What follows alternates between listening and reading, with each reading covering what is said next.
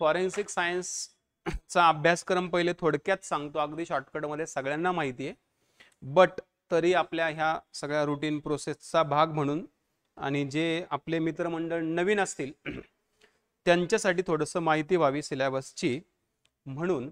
आणि त्यानंतर मग मी काय करणार आहे, मागच्या वर्षीचा जो पेपर आहे ना, मागच्या वर्षीचा पेपर तो तुम्ही सगळ्यांनी एकदा, आता आजचं सेशन नाही, उद्याच्या सेशनला सगळ्यांनी तो पेपर जवळ घ्या. सगळ्यांनी आपण त्या मागच्या वर्षीच्या पेपरच्या प्रश्नांचं विश्लेषण घेणार आहोत उद्या.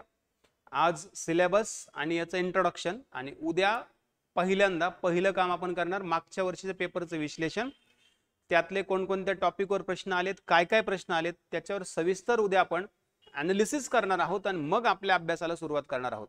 मग त्यानुसार मी टॉपिक घेणार आहे. अगोदरचे जे टॉपिक घेतले ते सगळे रेकॉर्डेड सगळ्यांना अवेलेबल होतील. इथून पुढे मी आता सगळे, आता तुम्हाला सांगतो मी काय काय घेणार आहे आणि कशा पद्धतीने घेणार आहे. ठीक आहे, सो बिलकुल टेन्शन घेऊ नका, तुम्ही फक्त व्यवस्थित लक्ष द्या. यस यस यस, टॉपिक वगैरे सगळं तुम्हाला अगोदर सांगत जाईल मी, आपण उद्या काय घेणार आहोत, कशावर चर्चा करणार आहोत. ठीक आहे, चला तर पहिल्यांदा आपण सिलेबस समजून घेऊयात, अभ्यासक्रम काय आहे आपला तो समजून घेऊयात. फॉरेन्सिक सायन्सचा अभ्यासक्रम नेमका काय आहे तो पहिल्यांदा बघूयात आपण. ठीक आहे,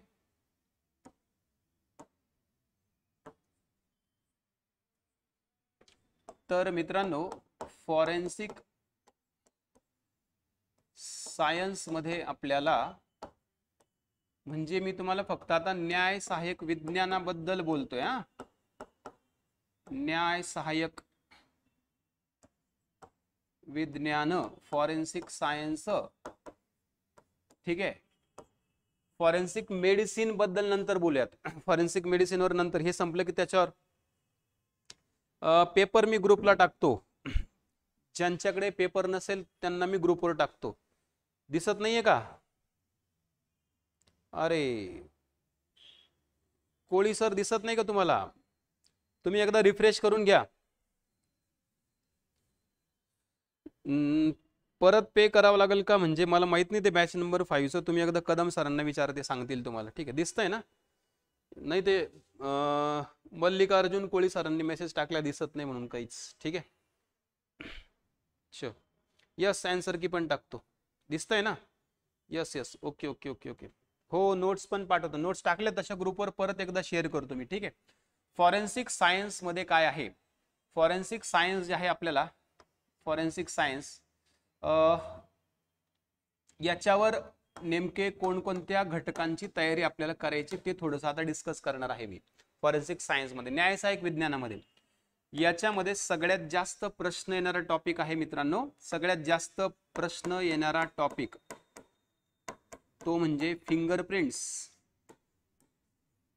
आणि फुटप्रिंट्स. फिंगरप्रिंट्स आणि फुटप्रिंट्स, अंगुली मुद्रा आणि पायांचे ठसे. त्याच्यामध्ये पण अंगुली मुद्रावर सगळ्यात जास्त लक्षात ठेव. ठीक आहे, हो, 4 महिन्यापूर्वीची पण चालेल. तुमच्याच ग्रुपला टाकून देतो मी, 9 नंबरच्या ग्रुपला पण टाकतो, टेन्शन घेऊ नका. ठीक आहे, ओके, सगळीकडे टाकून देतो.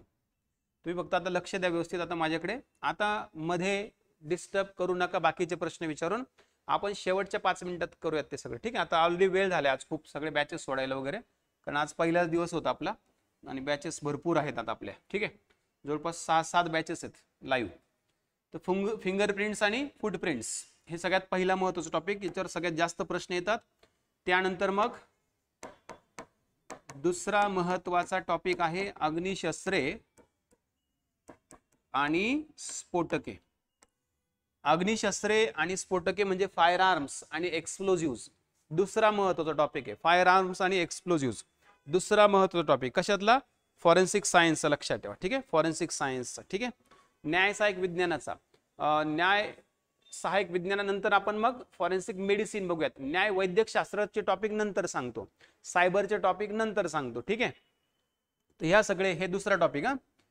तिसरा टॉपिक सगळ्यात महत्वाचा यांच्यामधला, मग फिंगरप्रिंट फुटप्रिंट झाले, अग्निशस्त्र आणि स्फोटक झाले, बरोबर आहे. त्यानंतर तिसरा महत्वाचा टॉपिक आहे याच्यामध्ये मग रक्त, वीर्य,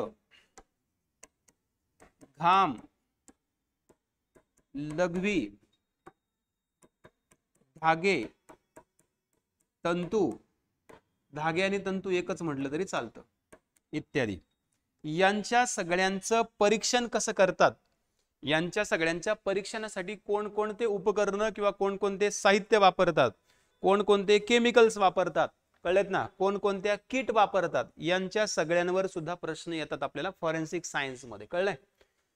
फॉरेन्सिक सायन्स म्हणजे न्याय सहाय्यक विज्ञानामध्ये हा पण एक महत्त्वाचा टॉपिक आहे आपल्याला. ठीक आहे. त्यानंतर चौथा एक घटक आपल्याला कव्हर करायचा याच्यामध्ये, तो म्हणजे डीएनए, रक्तगट, त्यानंतर ब्रेन ॲनालिसिस, त्यानंतर लाय डिटेक्टर,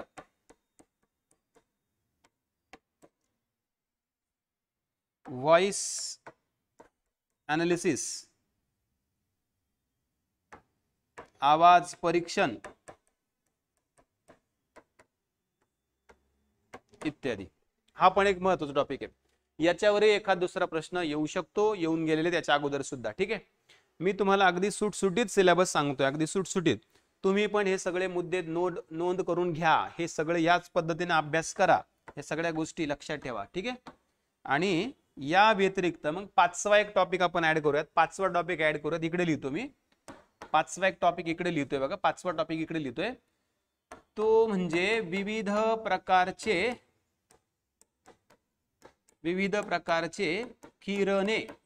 किरणे, मग ते एक्सरेज असतील,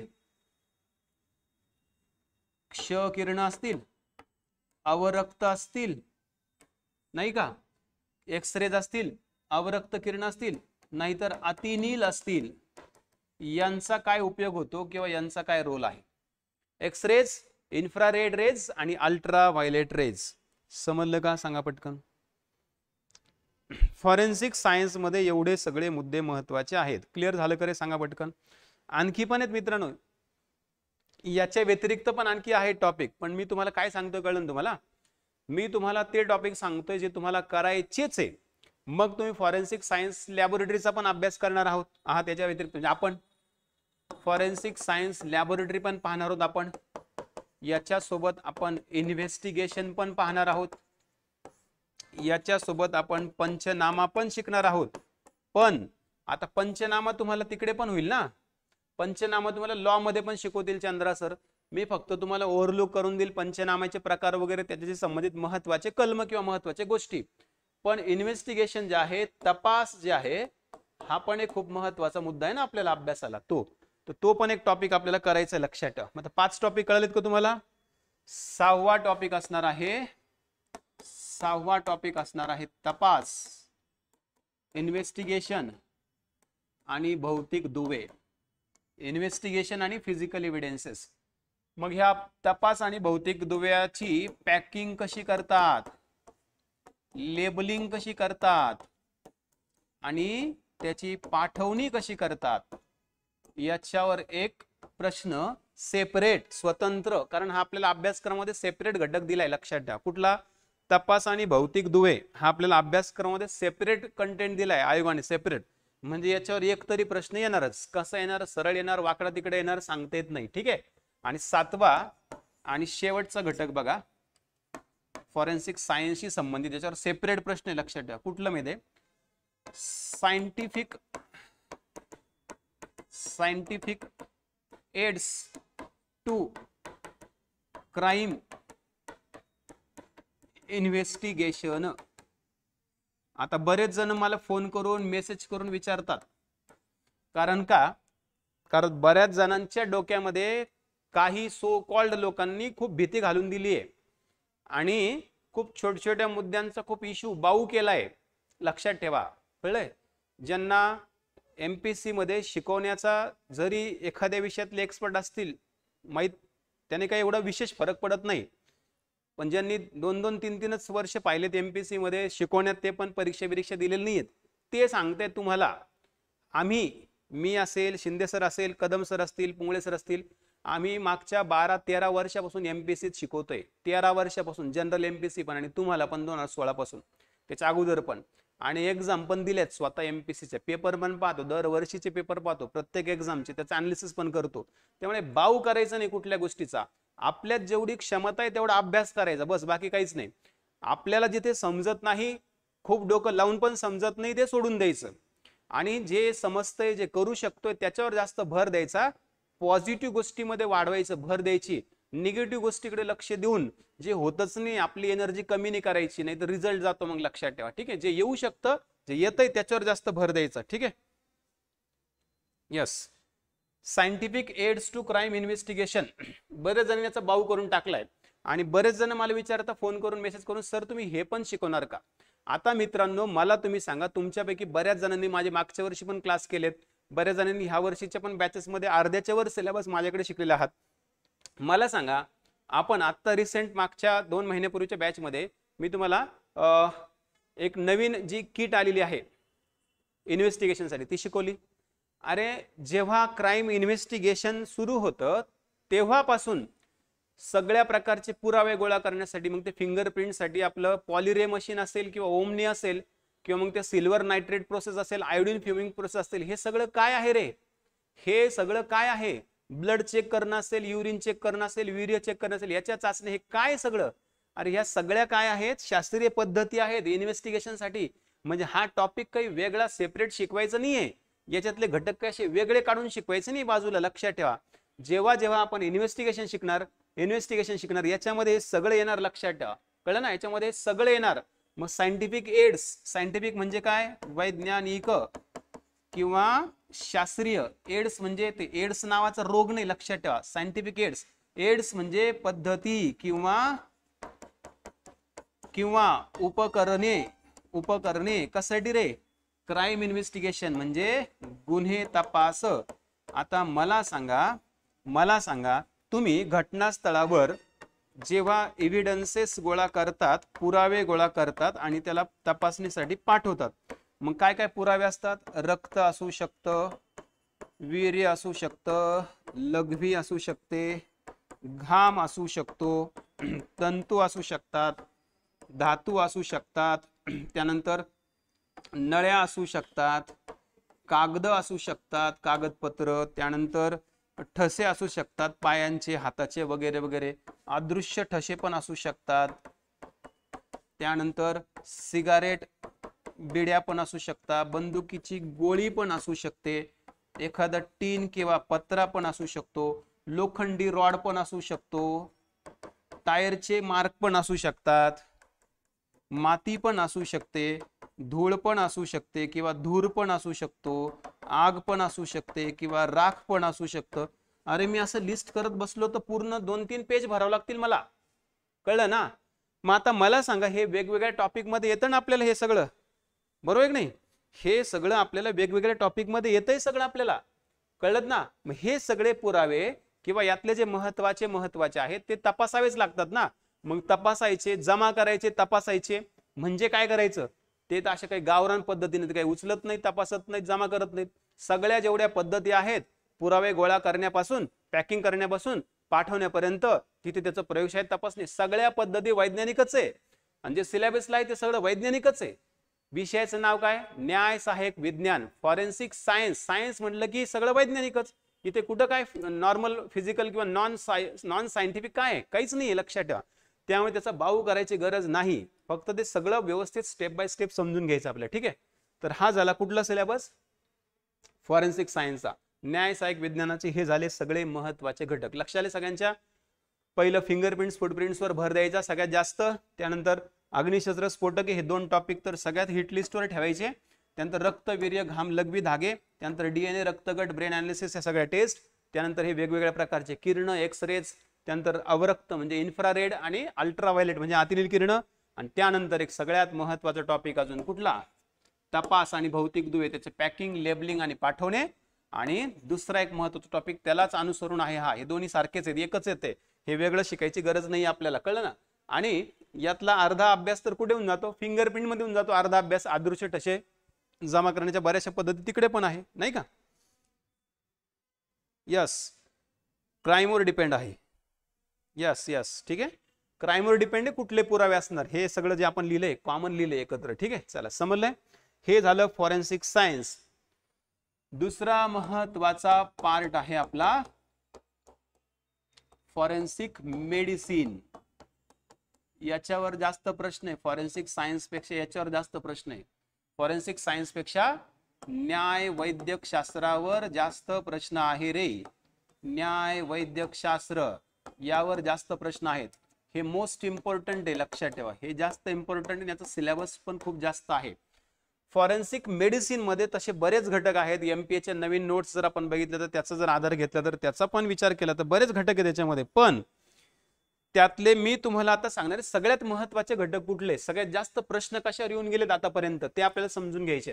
तर फॉरेन्सिक मेडिसिन मध्ये एक जो घटक आहे त्याला वेगळं करूयात आपण. तो म्हणजे डेथ, म्हणजे मृत्यू. कळलंय.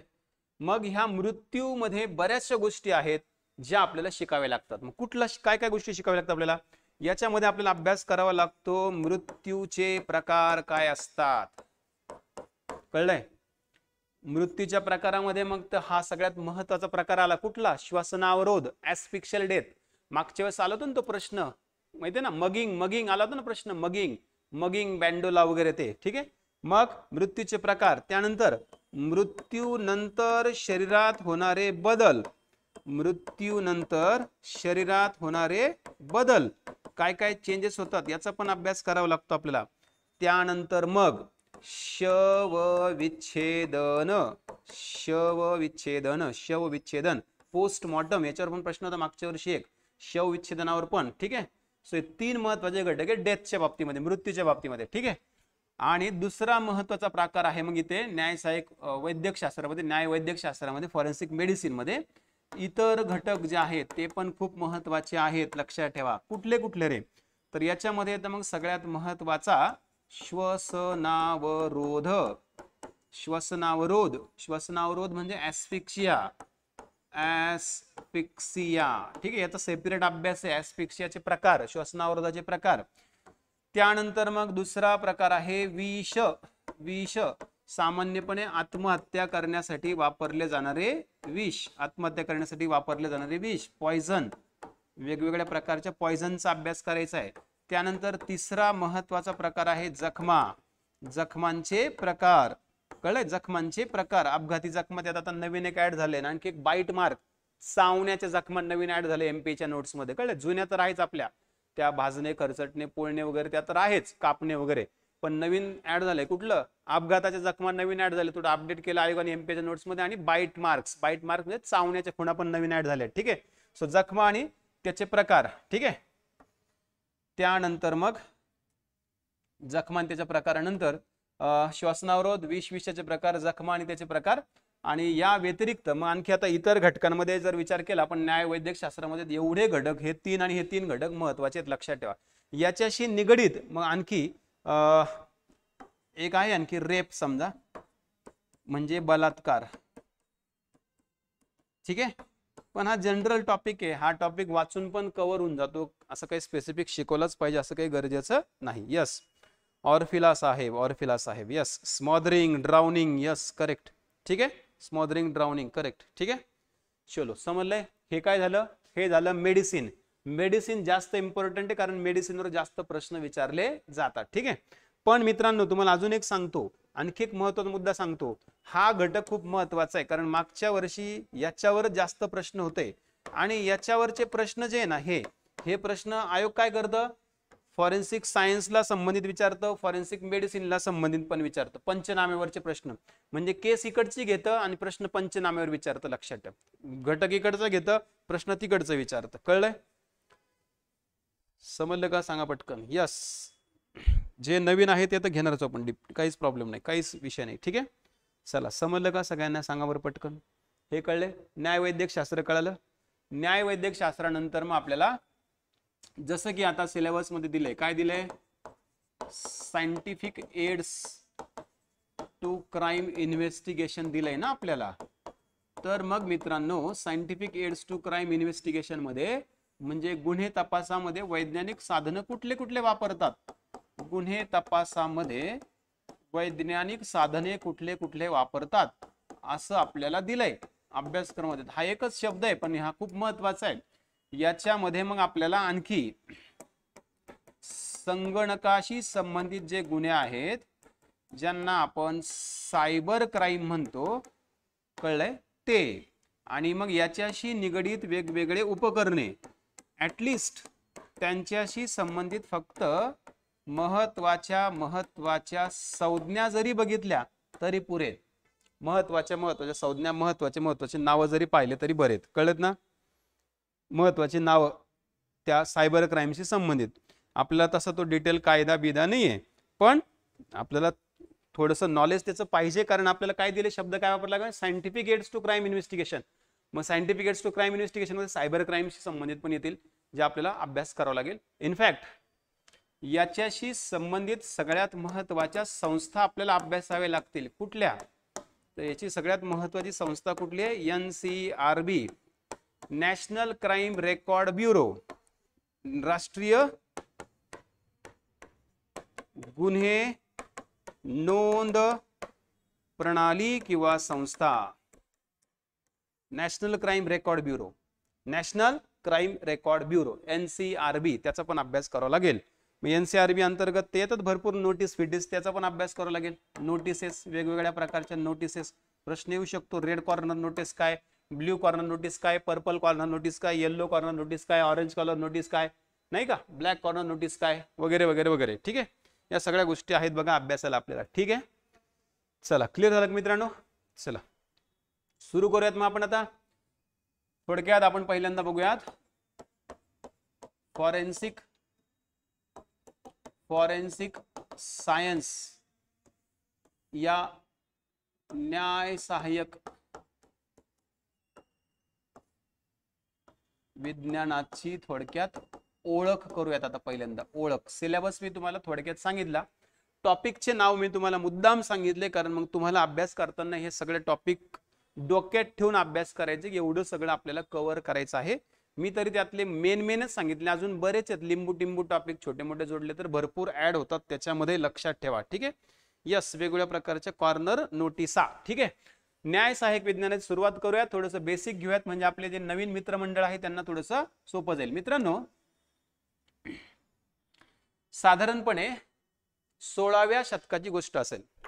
आता मी सुरू करतोय शिकवायला. ठीक आहे, तुम्ही म्हणा सर मग आतापर्यंत काय करत होता तुम्ही, आतापर्यंत पण शिकवतच होतं, पण ते जनरल बेसिक तुम्हाला थोडंसं फोकस्ड, तुम्हाला थोडंसं पेटवायला सांगितलं मी, थोडंसं तुम्ही पेटले पाहिजे थोडेसे. ठीक आहे, 16व्या शतकाची गोष्ट असेल. आता त्याच्या अगोदरही असेल खूप मोठा इतिहास, माहिती नाही आपल्याला काय कुठे काय झालं काय नाही. आणि स्पेशली आपल्या देशाचा जर विचार केला तर मग आपण तर खूप दूर आहोत या सगळ्या गोष्टींच्या, ह्या सगळ्या गोष्टींच्या. खूप उशिरा आपल्याकडे सगळं तंत्रज्ञान पोहोचलं, कारण बरेच वर्ष बरेच लोकांनी आपल्यावर फक्त अत्याचारच केले. त्यातल्या सगळ्यात जास्त अत्याचार इंग्रजांनी केला आपल्यावर. ते इकडे आपल्याला अत्याचार करत होते आणि तिकडे युरोपामध्ये त्यांचे बाकीचे शास्त्रज्ञ मिळून संशोधन करत होते, नवीन नवीन गोष्टी शोधत होते. आपल्याला काही शोधायला वेळच नाही दिला त्यांनी. आपल्यावर त्यांनी अत्याचार करून करून आपल्याला भांडण लावून परेशान करून टाकलं त्यांनी आपल्याला. तर असं म्हणतात की 16व्या शतकापर्यंत इन्व्हेस्टिगेशन, तपास, गुन्ह्यांचा तपास, त्याच्यामध्ये सायंटिफिक मेथड, शास्त्रीय दृष्टिकोन, शास्त्रीय गोष्टी वगैरे वगैरे वगैरे असं काही सिलेबस. आपण आता थोडंसं सुरुवातीला स्लो जाऊयात, नंतर आपण 2-2 लेक्चर घेणार आहोत.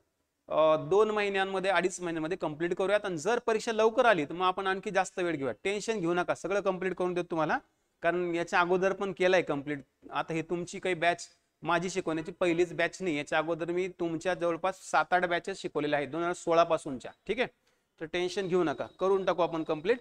फक्त महत्वाचे टॉपिक जरा स्लो घेऊयात, व्यवस्थित घेऊयात. ठीक आहे, बाकीचे जनरल टॉपिक आहेत वाचून पण होऊ शकतात, ते जरा नंतर घेऊयात शेवटी. ठीक आहे, जसं की नोटा कशा ओळखायच्या वगैरे वगैरे सगळ्या गोष्टी. ठीक आहे, चला लक्ष द्या.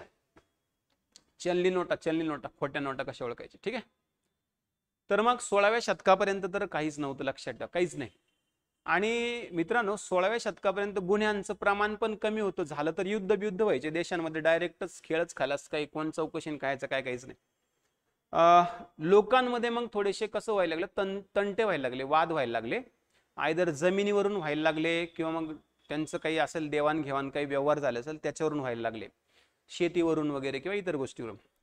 लोकांमध्ये होणारे वाद, मग आता ती पारंपरिक पद्धत आहे आपल्याकडे, आपण जर विचार केला तर बाहेर देशांमध्ये पण, की आपल्या घरात जर काही भांडण, आपले लहान लेकरं जर दोन एकमेकांना भांडले तर ते आपल्याकडे कंप्लेंट घेऊन येतात, ते त्यांच्यात सॉल्व्ह नाही करत, ते करू शकत नाही आणि होऊ पण शकत नाही सॉल्व्ह, लक्षात ठेवा, कळलं ना.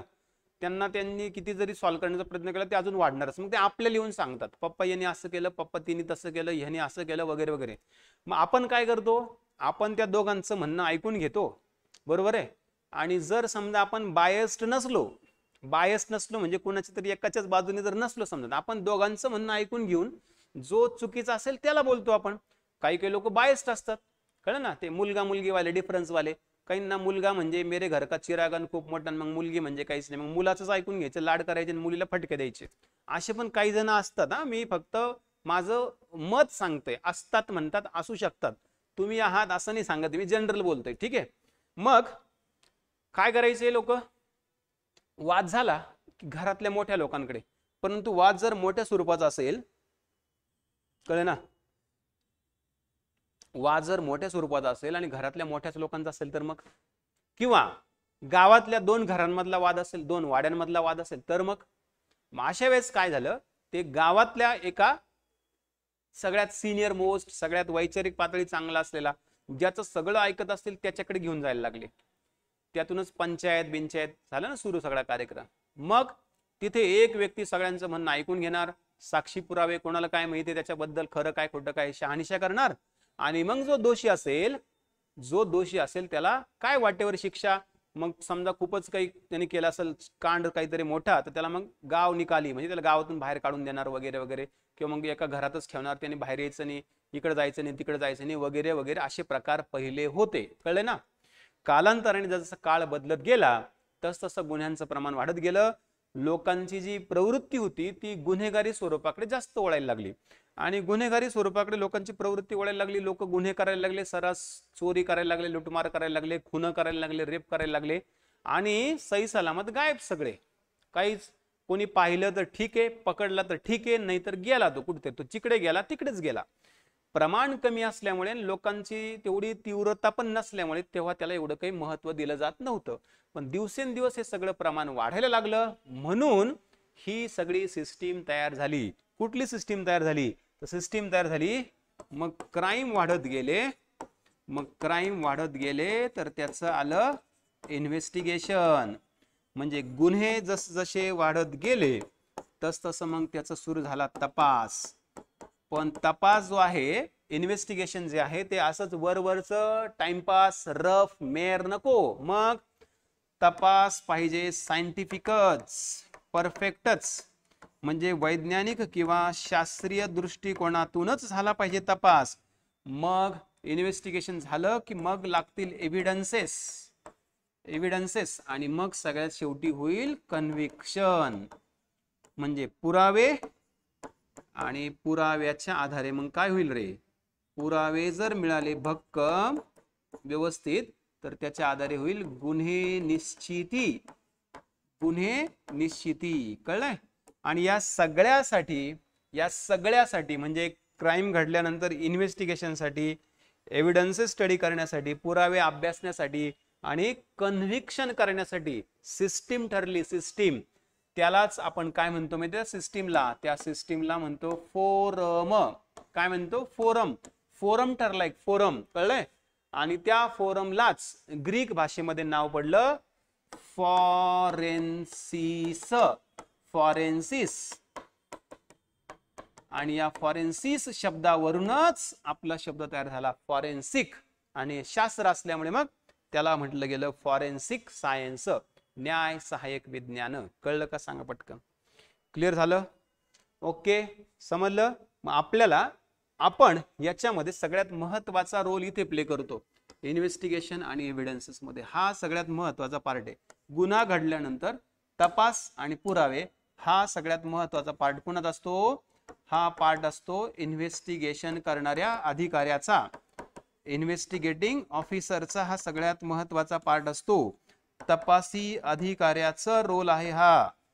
तपासी अधिकारी म्हणजे कोण, तुम्ही आता उद्याचे लक्षात ठेवा, तुमचा पार्ट आहे हा.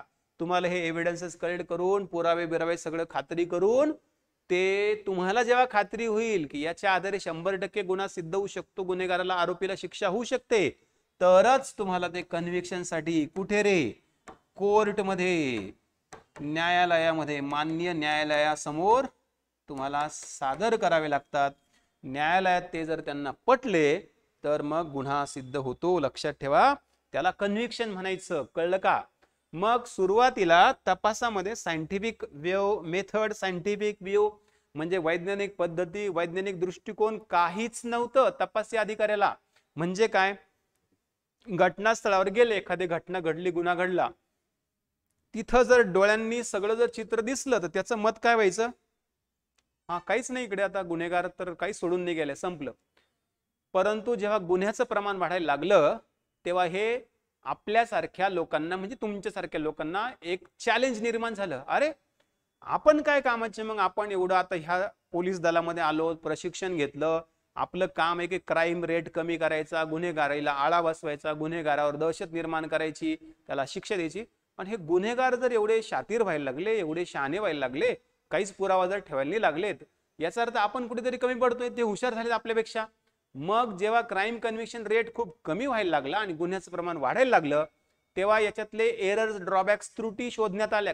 क्यों ऐसा हो रहा है, क्या गडबड हो रही नेमकी इसमें. आणि मग जेव्हा याच्यावर चर्चा झाली वेगवेगळ्या देशांमध्ये, वेगवेगळ्या एक्सपर्ट्स लोकांमध्ये, तेव्हा कळालं की अरे सगळ्यात मोठी गडबड कुठे होतीये, सगळ्यात मोठी गडबड होती इन्व्हेस्टिगेशन मध्ये.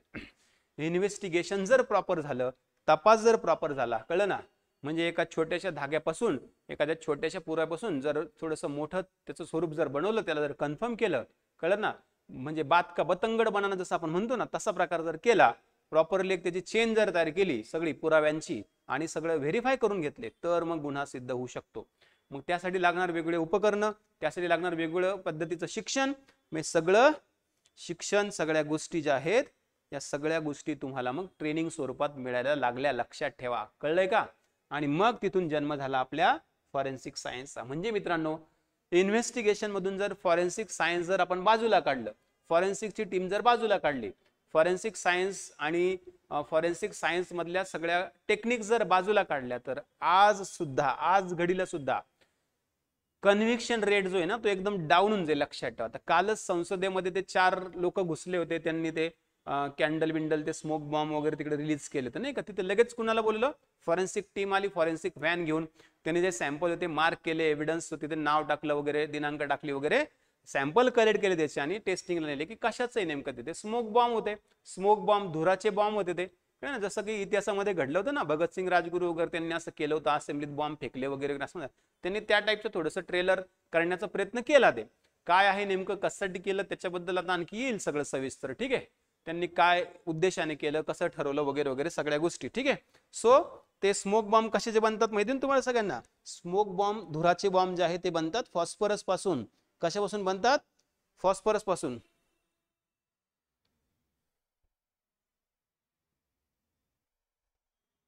ठीक आहे, phosphorus, red phosphorus, red phosphorus, तांबड्या फॉस्फरस पासून धुराचे बॉम्ब बनतात, स्मोक बॉम्ब. युद्धामध्ये पण वापरतात, आर्मीवाले पण वापरतात. ठीक आहे, चला हे कळलंय. मग सो फॉरेन्सिक सायन्सचं नॉलेज मस्ट आहे, म्हणून आपल्याला अभ्यासक्रमामध्ये ते आलं. सगळ्या जगामध्ये तेच वापरलं जातं, सगळीकडे, आपणच नाही, जगात सगळीकडे याचा वापर केला जातो. विदाउट फॉरेन्सिक टीम आणि विदाउट कलेक्टिंग एव्हिडन्स, म्हणजे पुरावे प्रॉपर जमा न करता, म्हणजे त्यांना ओळखणं कसं, जमा कसं करायचं, अभ्यास, ह्या सगळ्या टेक्निक शिवाय गुन्हा सिद्ध होत नाही. लक्षात ठेवा. ठीक आहे, चला तुम्हाला हे झालं आपलं फॉरेन्सिक सायन्सची पार्श्वभूमी. कळलं का? फॉरेन्सिक सायन्सची पार्श्वभूमी म्हणजे थोडक्यात आपला रोल काय कळलं तुम्हाला. आपला रोल आहे गुन्हा घडल्यानंतर, हा पहिला टप्पा आहे ना, गुन्हा घडल्यानंतर कन्व्हिक्शन कसं होईल, आरोपीला शिक्षा कशी होईल, गुन्हेगाराला शिक्षा कशी होईल, गुन्हेगाराचा गुन्हा सिद्ध कसा होईल, याच्यासाठीची मधली सगळी धडपड म्हणजे तपासी अधिकारी. लक्षात कळलं? तपासी अधिकारी. कळले?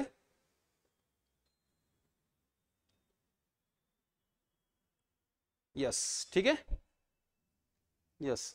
हिंदी, अरे हिंदी मेरी बहुत अच्छी है, लेकिन मैं ऐसे बोलता हूँ क्योंकि तुमको हंसना आना चाहिए ना बरासा, थोडासा थोडंसं खूप धीर गंभीर लेक्चर नको ना रे, थोडंसं जरा हलकं फुलकं लेक्चर पाहिजे, म्हणून जरा हिंदी अशी मी गडबड बोलत असतो मध्येच, ठीक आहे. टेन्शन नको लो तुम.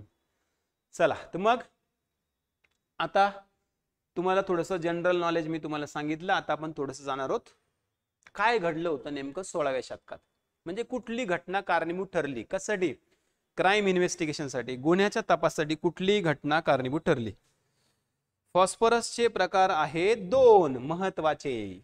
फॉस्फरस दोन प्रकारचा असतो, एक असतो पांढरा किंवा त्यालाच पिवळा फॉस्फरस पण म्हणतात.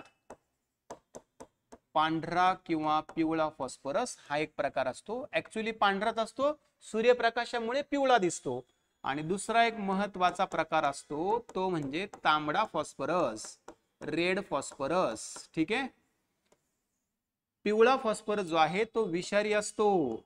हा विषारी असतो, हा पिवळा फॉस्फरस विषारी असतो. विषारी उंदरांसाठी विष बनवतात ना, विष त्यासाठी वापरतात तो. ठीक आहे, उंदरांसाठी विष बनवतात. ठीक आहे, हा यस. आणि तांबडा फॉस्फरस जो आहे ना तो आग पेटीवर जो घर्षण पृष्ठभाग असतो ना ज्याच्यावर आपण ती काडी घासतो त्याच्यावर वापरतात. कळलंय, तांबडा फॉस्फरस. ठीक आहे, रेड फॉस्फरस. ठीक आहे, यस. एक तांबडा आणि एक पिवळा. क्लिअर. आणि ह्या दोघांचा पण उपयोग, पिवळा फॉस्फरस पण आणि तांबडा फॉस्फरस पण, दोघांचा पण उपयोग स्फोटकांमध्ये पण होतो. या दोघांपासून काय बनवतात, स्मोक बॉम्ब बनवतात. स्मोक बॉम्ब, धुराचे बॉम्ब बनवतात, जे कालच्या घटनेमध्ये पण वापरले गेले होते आणि युद्धामध्ये पण वापरतात. कळलं ना, smoke bomb. Smoke bomb usually signalling साठी वापरतात. यस, 2021 चा क्वेश्चन येतो. करेक्ट. यस यस, मागच्या वर्षी प्रश्न आला होता. यस, मागच्या वर्षी प्रश्न आला होता हा. Yes, correct. ठीक आहे, चलो ओके का, कळलंय का. बर, आपण आता त्या घटनेकडे जाऊयात. ठीक आहे, आता माझ्याकडे मोजून 4च मिनिटं आहेत, लक्ष द्या. किंवा मग आपण घटनेकडे उद्या जाऊयात. आता ह्या ऐतिहासिक पार्श्वभूमीकडे उद्या जाऊयात. आता तुमचे काही डाऊट असतील तर विचारा 2-3 मिनिटांमध्ये, कारण मला लगेच पुढचं 7ला ऑनलाईन लेक्चर आहे परत. ठीक आहे, तुमचे डाऊट असतील तर विचारा, जेन्युइन काही, बाकीचे इतर नका. जनरल प्रश्न असतील तर विचारा, मी त्याला उत्तर देतो पटपट. चलो कमॉन, जनरल क्वेश्चन्स असतील कोणाचे काही तर विचारा, काही डाऊट असतील तर विचारा. मग उद्या आपण हे सगळे शास्त्रज्ञ समजून घेऊ. उद्याचा टॉपिक असणार आहे न्याय सहाय्यक विज्ञानामधले सगळे महत्वाचे शास्त्रज्ञ, मुख्य कलाकार. कळले ना, उद्या सगळे ते डोके शिकणार आहोत आपण, ज्यांच्या डोक्याला आपलं डोकं लावायचं आपल्याला. ठीक आहे, कुणी कुणी काय काय शोध लावला ते. ठीक आहे. आयोगाचे नेमके प्रश्न आता त्याच्यावर उद्या डिस्कस करूयात आपण. प्रश्न दोन प्रकारचे असतात, एक तर फॅक्च्युअल असतात, वन लाइनर, नाही तर मग मल्टिपल स्टेटमेंटचे असतात. विधानात्मक असतात, बहुविधानात्मक. विधान देतात आणि ओळखायला सांगतात, सांगा कुठलं यातलं बरोबर आहे कुठलं चूक आहे. उद्या सांगतो, उद्या पेपर. ठीक आहे, आपलं पुस्तक घ्या ना, आपलं पुस्तक घ्या, आपलं पुस्तक घ्या. नाही, नवीन घ्या, नवीन घ्या, नवीन घ्या. कारण आता एमपीएच्या नोट्स बदलल्या आहेत ना, एमपीएच्या नोट्स बदलल्यात आता. मी ते आता अपडेट केलंय 5व्या एडिशन मध्ये. ठीक आहे, 5व्या एडिशन मध्ये ते अपडेट केलंय. ते पुस्तक घेऊन टाका. ठीक आहे, सगळ्यांना जर हवा असेल ते घरपोच, तर मग 7020121893 ह्या नंबरवर कॉल करून मागून घ्या. 7020121893 ह्या नंबरवर कॉल करून मागून घ्या पुस्तक. ठीक आहे, क्लिअर. यस, हो, ग्रुपला ऍड करतो गाईडन्स. पुस्तकानुसार सगळे प्रश्न येतात का, हा प्रश्न जरा खूप संदिग्ध आहे. जशाच तसे प्रश्न येत नाहीत, बट बरेच प्रश्न जेव्हा तुम्हाला हा विषय परफेक्ट डोक्यात बसलणार आहे, स्टोरी टाईप समजून घ्या विषय, स्टोरी टाईप, आणि थोडंसं त्यातले महत्वाचे लॉजिक समजून घ्या. मग हे सगळं लॉजिक आणि शांत डोक्याने जर प्रश्न वाचला तुम्ही, तर तुम्हाला प्रश्नाच्या उत्तरापर्यंत पोहोचता येतं. काही प्रश्न डायरेक्ट सुटतात पटकन लगेच, अरे हा याचा हे ऑप्शन आहे. काही प्रश्न डोकं लावावं लागतं, लक्षात. ठीक आहे, सरळ सरळ येत नाही, असं येत नाही. आता तुम्ही प्रीचं पाहिलं ना, आता तुम्हाला प्रीला चांगला अनुभव दिला ना आयोगाने आता, की एमपीसी काय असतं नेमकं. हा बस ते लक्षात ठेवा, डायरेक्ट प्रश्न येत नाहीत, घुमून फिरून येतात, लक्षात ठेवा. ठीक आहे, पूर्वीचे पण टाकले सेपरेट फोल्डर म्हणून, पूर्वीचे लेक्चर ओल्ड रेकॉर्डेड म्हणून टाकलेत, आणि आता हे नवीन फोल्डर मध्ये नवीन येतील. ठीक आहे, चलो. नोट्स नाही काढल्या तरी चालतील. यस, प्री वरून समजून घ्या. यस, ऑगस्ट मधली आवृत्ती घेऊन टाका. हो, सध्या तरी 6 ते 7च टायमिंग असेल. नवीन ऍडिशनल जेव्हा मी लेक्चर चालू करेल तेव्हा त्याचा वेगळा टाइम असेल ते तुम्हाला सांगेल. ते सकाळी असेल मोस्टली, कळलं? हो, ग्रुपवर टाकलेले नोट्स सगळे चांगले आहेत. ठीक आहे, चलो ओके.